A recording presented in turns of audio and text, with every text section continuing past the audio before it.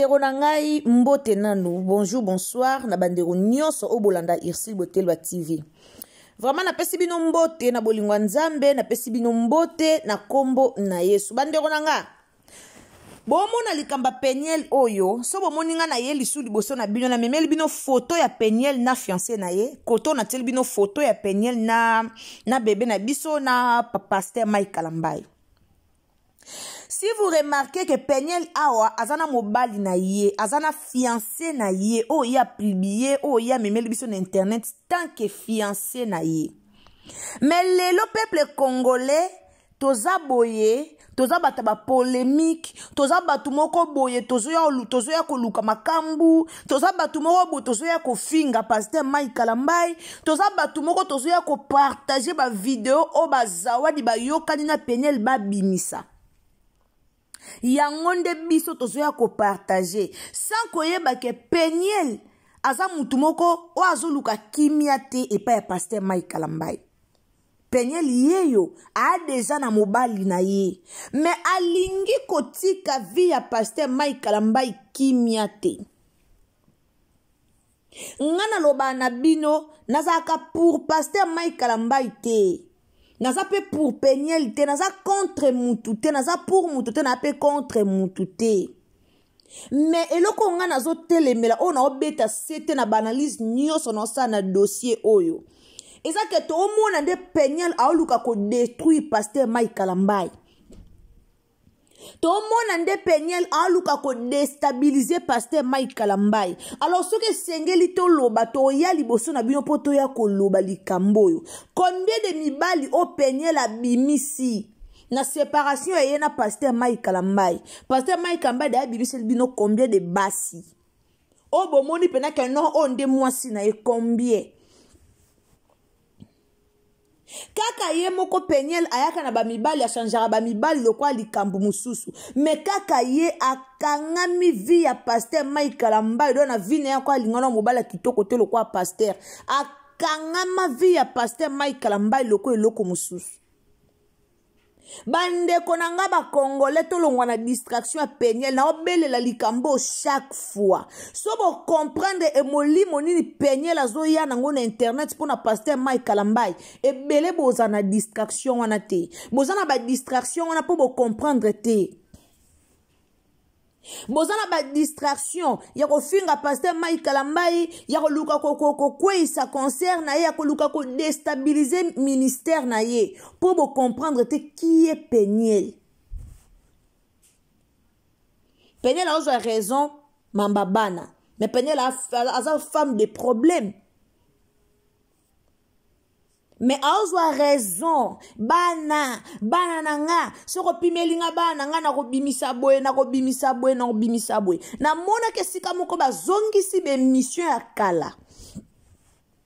Peniel batuna ye soki pasteur Mike Kalambai azana bakisi alobaka za muta bakisi te, mais akomi kozongisa ba makambu moko oyo eza o bomona ke eya na sens te. Mais bandeko to tika to telema Peniel to soutenir Yesu na buzoba te.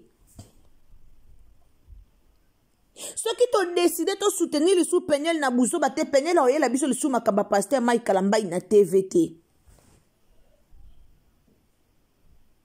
Mais ceux qui t'ont décidé, to soutenir ye kaka, akoye la biso kaka mamba pasteur Mike Kalambai na TV.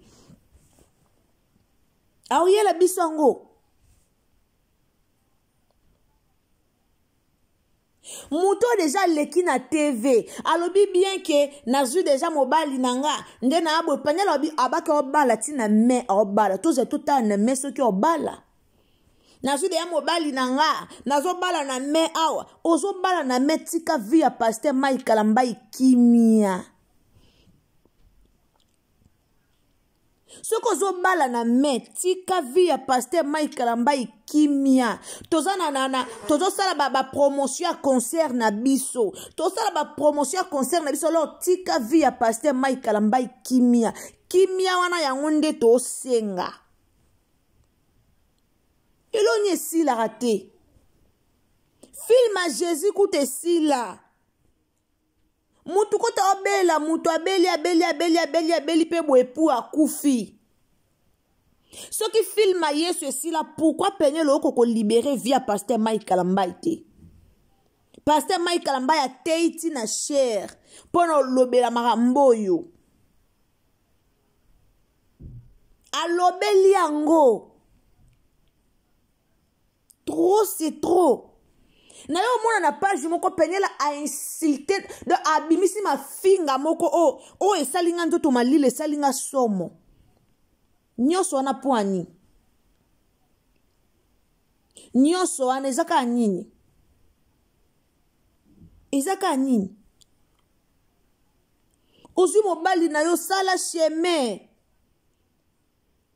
Ozi mobali na yo kende na yo sala vi na yo na mobali na yo zui. Sala vi na yo bole kanzela. Sala vi na yo bole kanzela. Seza mambabana lukaye na mambabana.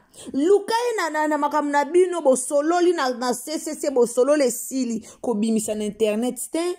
Oyo luke na réseaux sociaux poani. Oyo luke na internet pona luko bebisa nini. Oyo luke na internet pona luka nini. Lukaye na ndenga bino mibale bokuta na bosolola. Benga na téléphone botinda na ba message bo benga naka.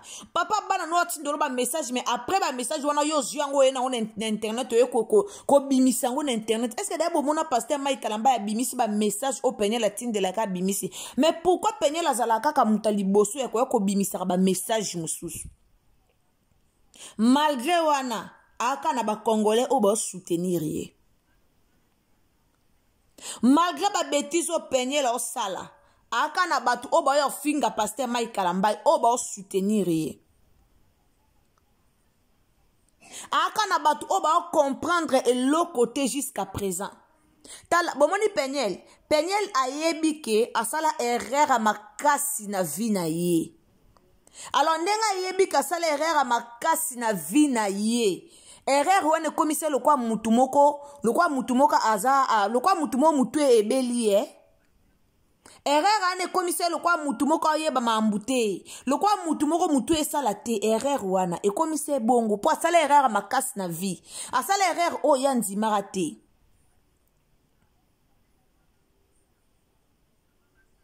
likamba ex hey ex wana ex ozana ex pasteur Mike Kalambay Yé peut-être ta boyaki yo, mais yo moko boyaki. Maman, nous voulons la paix. Nous voulons la paix, Peniel. Nous voulons la paix. Oza moi si kitoko Peniel on zo mobala bien. Ça kiti si mutu on zo mobala bien o bala e. Soit kiti si mutu akozwa vraiment mobali ou akobala. Bien sûr balobara ke premier amour eza facilité pour bosana e. Mais un bateau ba bosana.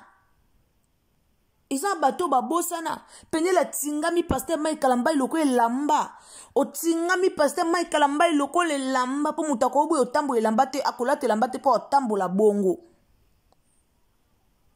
O tingami ye loko le lamba eza nini.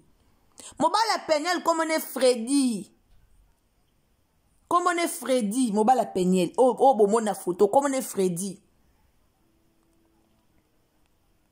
Bimisa mobali na yo nanu mobala ngo nani na ebite mobala ngo est-ce que mobalo vraiment zoya na vie ya mutu na ndenga sérieux est-ce que ya penza yo kaka moi sango zoya na vie ne lokola sérieux na ndenga sérieux moi sango muke aye alobino makamba ex na ye muke est-ce que mobali yango penza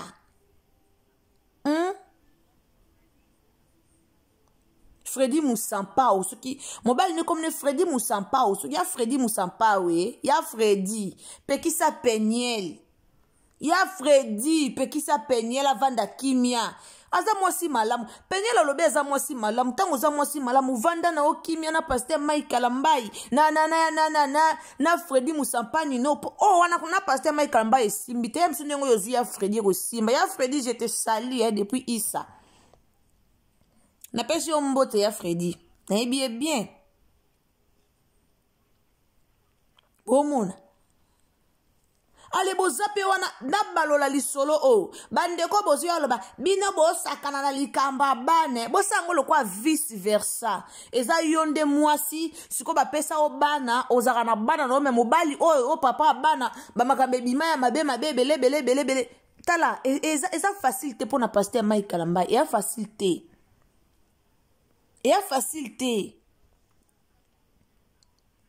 oye bima pona ye bato balobaka na ngana nzima ngo te eza facilité mambo penye la sala ezaka facilité pa pasteur Mike Kalamba eza facilité bandeko nanga pasteur Mike Kalamba abalaka penye lité pour que lelo ba divorcer babala na pona bongo te oye koma boyebi ti lelo abala te pourquoi asepelaka te ce qui penye la ya obimisa babiloko yoke mwana loba na ye boyoka ba audio toyoka ba audio biso nyonso mwana loba na ye papa eske mama eske bokozonga na papa ye mama tuni ye opoani otuni bongo bana bando zala en étage nyo tuna bongo te mwana répondre papa mutayebisinga na loba no bongo soko za mwasi oza mayelo za mwasi moko sage tango balobi bongo tango mobala lobi bongo comprendre te que te musu mobali nanga za poto tozonga ne to vanda to bokola bana mais penye la bimisi na réseaux sociaux aye na ko finga na réseaux sociaux aye na ko loba na réseaux sociaux azobondela nga atinda kutu bana atindi kutu mais su mobali no abondeli za papa bana na yo soka abondeli problème ezate masolo nyonso o basololaka soki pasteur Mike Kalamba ya komeli penyel na 12 heures tito koma 13 heures penyel a plibiyango siko mutu abongo azana courage opesa o bana na ye azana courage opesa ata osola ata na bana azana courage te azana courage otikelo bana te azana courage osola no te akomelo makamba malamu ndeni akomelo kama makamba kitoko te po ayebike o ata na komeli ata tosololi aoplibiyango ata na komeli akopanza yango na réseaux sociaux bato bolinga pasteur Mike Kalamba bo continue olinga ye boya pasteur Mike Kalamba ite po penye lelo aya lobi po penye lelo asali boye non to sala ba propagande na concert le kabi eza pona lokumu nzambe imagine soki lelo ye na canal na yo sala ki propagande pona concert a pasteur Mike Kalamba na canal na yo batu baye concert na canal na yo mutu amoni publication na yo aye concert ndeko nzambe opambolo nzambe opambolo yana bato ebele ba décourager mais tant to sensibiliser batu pour na concert ngana yo to sensibiliser batu soki na canal na yo na canal na nga na canal ndeko mususu mutu moko boye concert mutu moko boye koza solution na ba problème na ye nzambe akopambola yo bana nzambe bakoluka bakwisa evre nzambe te bato baluka kokwisa evre nzambe bazala bana nzambe te mwana nzambe akoki jamais koluka kokwisa evre ya bana nzambe jamais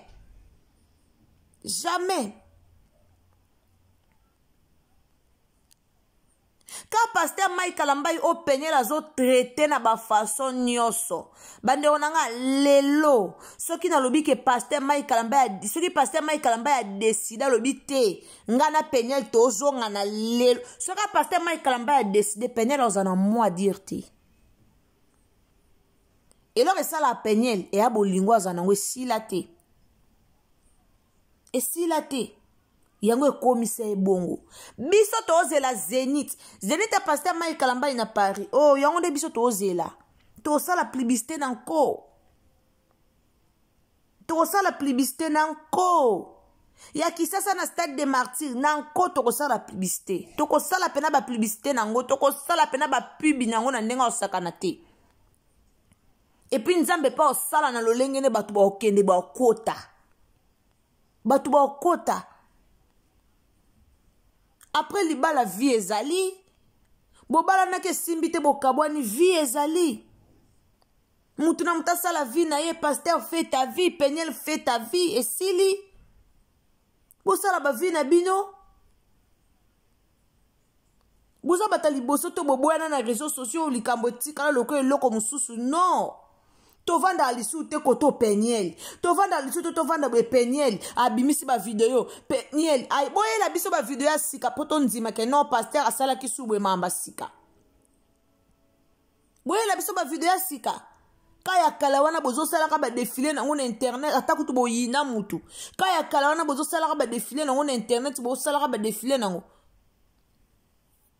nzamba ko punir bino bato boyana ba fausse information pour na pasteur Mike Kalamba nzamba ko punir bino bo banga nzambe botika penyela mema na lifelo na ye moko bozo contribuer na lifelo penyela nzamba ko punir bino nzamba ko punir bino mutu na muta mema mikumba na ye to bota mana penyela elongo te nanya bota mana zawadi bobota mana zawadi elongo te bobota mana penyela elongo te mutu na muta mema mukumba na ye boya kofingisa nga pasteur Mike Kalamba na loyenge poani bokoya kofingisa nga mutu na loyenge te mais za batu musu ba mema maka par sentiment balobi finga mutu yo po yo fingi mutu omoni video vérifier te mamoko yo fingi mutu ya justice nzambe iyana kande baloba la justice de Dieu iyana bandeko na ngai concert ezali alors bosomba babiye na bino ya stade des martyrs na Paris pe kuna bosomba babiye na bino vraiment tokende kokumisa nzambe oyo abateli biso banda la mabuma mama na biso akomisi biso ti na ba age oyo alors tango esengeli koluwe ye tango esengeli tokumisa ye tokende koluka nzambe wana awosala ya minene na bomoi na biso. Merci na bandeko bolandaka biso, merci na bandeko bolandaka Irsil Botelo TV o wana penza to yaki kaka pona koloba vraiment na likambo o pona peniel atika via pasteur Mike Kalamba Kimia po ye déjà alingi na ye ya Freddy Musampao alors peniel tika vi ya pasteur Mike Kalamba Kimia et osala malamu mingi. Bande onangai to s'abonner s'il vous plaît, abonnez-vous, commentez, likez. Partagez nos émissions Nzambalola akopambola yo. Naloba toujours partager na WhatsApp, partager na Facebook, partager na Messenger, partager na statut donc kitana ba statut na yo tindela baninga na ba Messenger, partager vraiment partout Nzambe akopambola yo. Wana tokutani à la prochaine occasion soki Yesu a zongite. Bisous. Bye.